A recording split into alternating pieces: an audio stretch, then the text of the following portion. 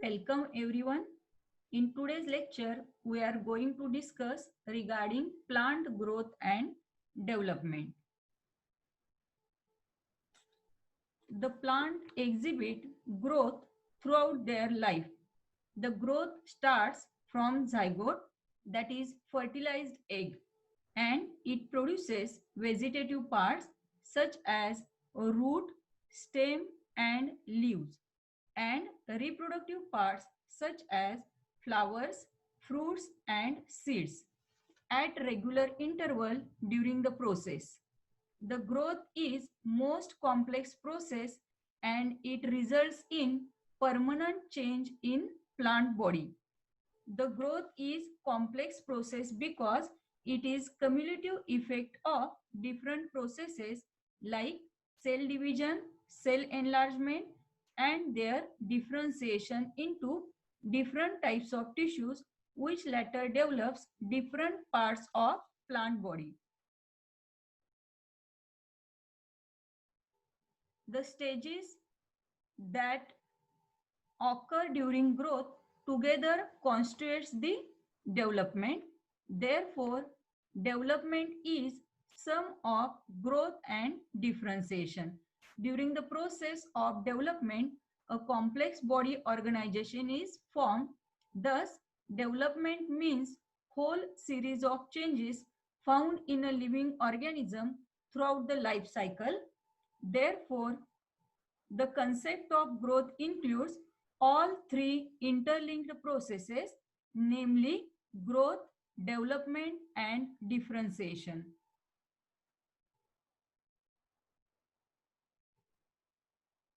Thus, growth and development, these are two different terms. Let us study these two different terms. That is, the word growth always indicates a positive change over a period of time, whereas development means overall changes that a plant undergoes throughout life cycle. The development includes various processes throughout the life cycle. Out of that, the first process, that is embryo formation. Second one, seed germination. After that, next stage, that is the plant maturation. Then formation of flowers and fruits. And last stage, that is seed formation. If you take the example of plant, that is plants growth starts from formation of embryo, then from that embryo it germinates, then it germinates into a seedling, that is small plant, then it develops large plant or mature plant, and that mature plant it converts into huge tree. From seed to huge tree, it undergoes several changes that the plant underwent through its life cycle is nothing but development. Thus, increase in size of living organism is commonly known as growth. Many physiological processes plays important role during growth of plants as well as animals. In plants, seed germinates and develops into seedling and later it produces mature plant. Plant shows indefinite and diffuse growth while animal shows fixed and uniform growth. Let us study the definition of growth.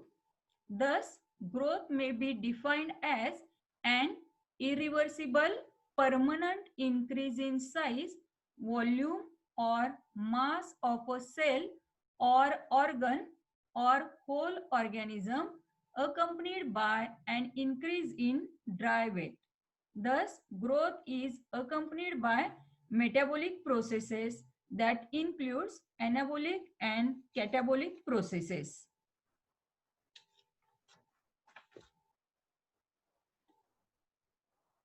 Growth in plant is generally confined to certain regions. That regions are known as or that regions are made from meristematic cells, so known as meristem. Meristematic cells are undifferentiated cells that have capacity to divide, that adds new cells in a plant body. There are three main types of meristematic tissues. Out of that, the first type of meristematic tissue, that is apical meristem. Let us study this apical meristem. Apical meristem is present at root and shoot tip and responsible for primary growth. The second type, that is lateral meristem.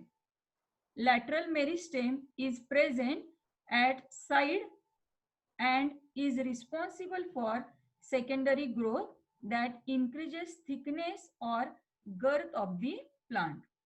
And third type of meristematic tissues, that are intercalary meristem. The intercalary meristem is capable of cell division and this is responsible for increase in length. This diagram shows meristematic tissues. This is the apical meristem that is present at apex of root and shoot and that is responsible for primary growth. Whereas intercalary meristem, it is present at nodal region and that is responsible for increase in length. Whereas the lateral meristem, that is responsible for secondary growth and it is present at the side.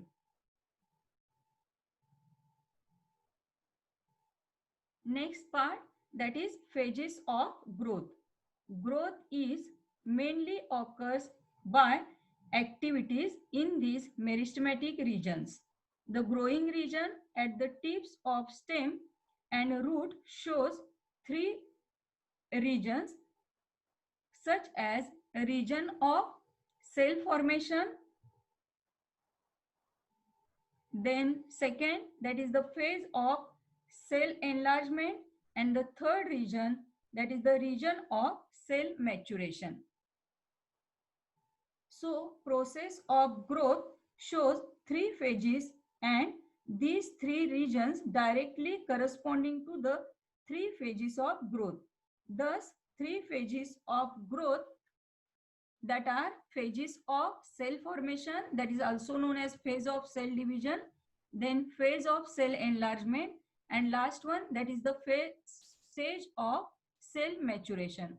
Out of these three stages, the first two stages that increases the size of plant cell, while third stage brings maturity to the cell.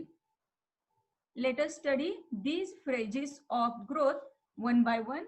The first phase, that is the phase of cell formation or cell division.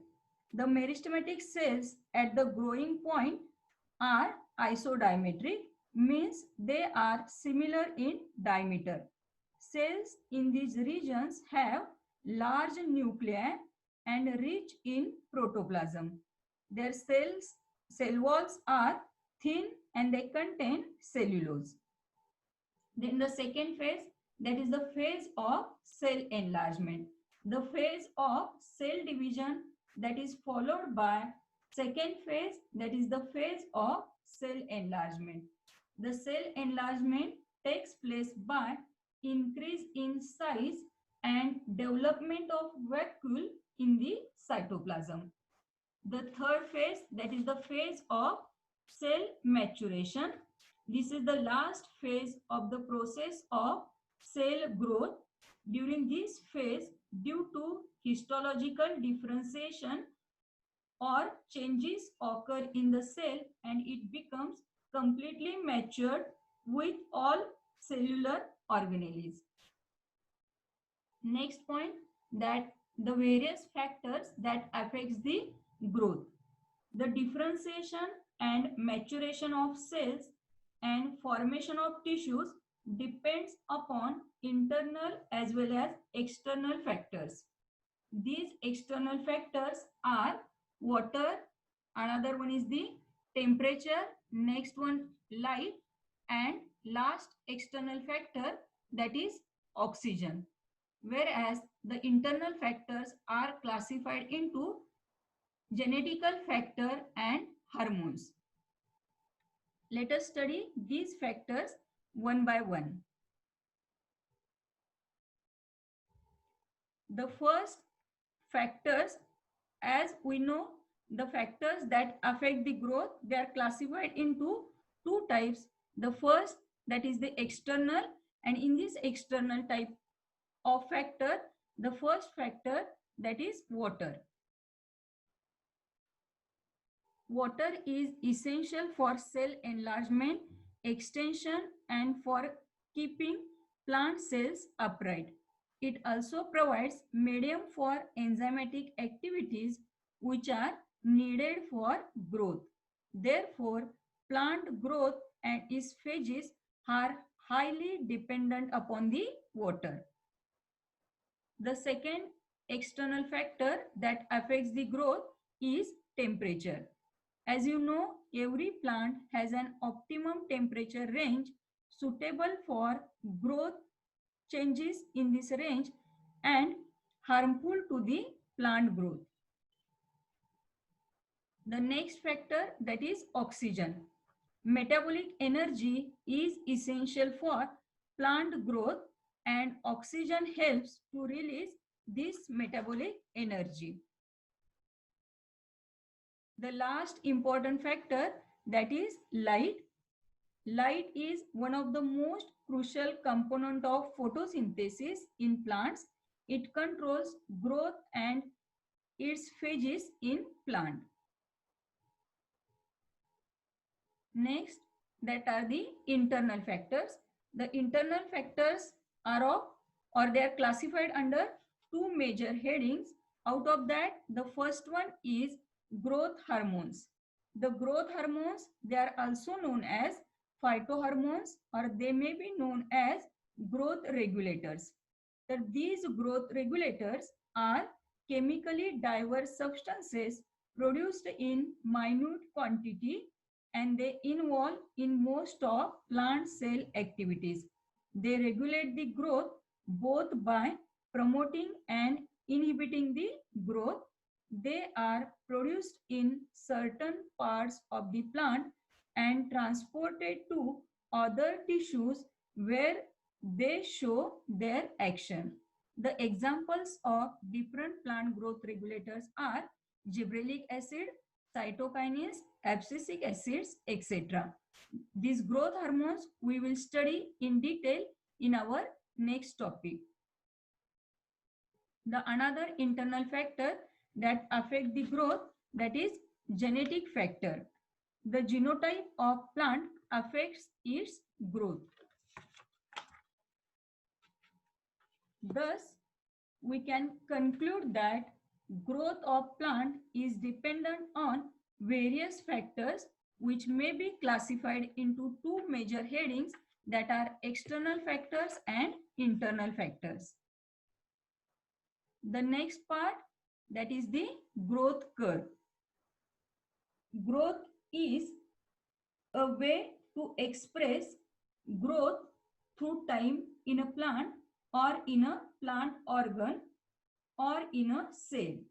Growth is convenient way of summarizing growth data and therefore useful for describing and interpreting physiological responses by plant or organ during a particular period of life cycle. Such growth indicates that the growth in a plant or organ or a cell passes through different phases. During these phases, there is a distinct differences in rate of growth processes. This can be, or this concept of growth curve, it will be very clear to you by taking different example. First of all, we will take the example of cell. During cell formation, growth rate is very slow. During cell elongation, growth is rapid. And during cell maturation, again, growth rate is slow and steady. If we take the another example of an organ, for example, leaf, in first few days, the leaf shows very slow increase in size, followed by fast growth, increasing leaf size rapidly. And again, when leaf matures, the growth rate becomes very slow and finally it stops. If we take another example, that is herbaceous plant, then during its life cycle, dry weight initially decreases. During germination stage, it increases rapidly during vegetative growth stage, and finally the dry weight remains constant or decreases during maturation or senescence phase prior to growth. In all these examples, that is the first example of growth of cell, second example of an organ, and third example of a plant. In all these cases, if we plot a graph using changes in parameter used such as volume, size or dry weight against the time, we get S-shaped curve that is also known as sigmoid curve. Such curve is characteristic feature of growth in plants that may be individual, organ or cell. It is called as growth curve. This growth curve mainly shows three phases of growth. The first phase, that is initial, at that stage growth rate is very slow and that phase is known as lag phase. Whereas the second phase, that is the rapid period of growth, and this phase is known as log phase. Whereas the third phase, that at that stage rate of growth that is steady or there is a decrease in rate of growth, and that phase is known as maturation or stationary or senescence phase. Means if we plot a graph of various parameters against the time period, we obtain the S-shaped graph. That graph is nothing but sigmoid curve, and it shows three distinct phases, that are lag phase, log phase, and last one senescence or steady phase. This concept of growth curve or sigmoid curve, it will be clear to you with the help of this S-shaped graph. The standard growth curves shows three well-marked regions for three different phases. The first region that shows very slow rate of growth, that phase is known as lag phase. Then the second region that shows very rapid growth represents log phase, or that is also known as linear phase. While the third region showing steady rate or decrease in growth rate, that represents the maturation or senescence phase, or that is also known as stationary phase. In this graph or in this curve, the time period that shows maximum amount of growth, this region is known as grand period of growth. Means grand period of growth, this is the time period which shows maximum amount of growth. In such studies, overall growth may be affected by external and internal factors that we have already seen, but the nature of sigmoid graph or S-shaped graph, it is not affected by all these factors. Summary. Thus, growth is an irreversible increase in mass, volume, or weight of an organism accompanied by increase in dry weight. Plant growth shows vegetative and reproductive phases. Some parts of plants like fruits and leaves show limited growth, whereas stem and roots they shows unlimited growth. The rate of growth can be measured by plotting growth against time.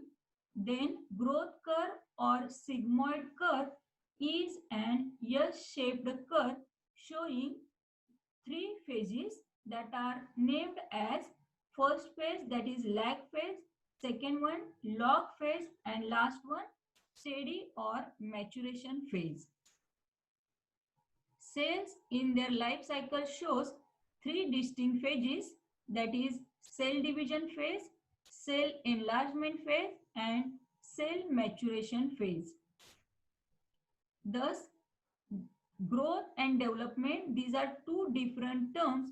Out of that, development is the sum total of growth and differentiation. Growth is controlled by internal as well as external factors. Thus, growth, differentiation, and development are very closely related events in the life cycle of plant. Broadly, development is considered as the sum of growth and differentiation. Development in plants is under the control of internal as well as external factors. Thank you so much.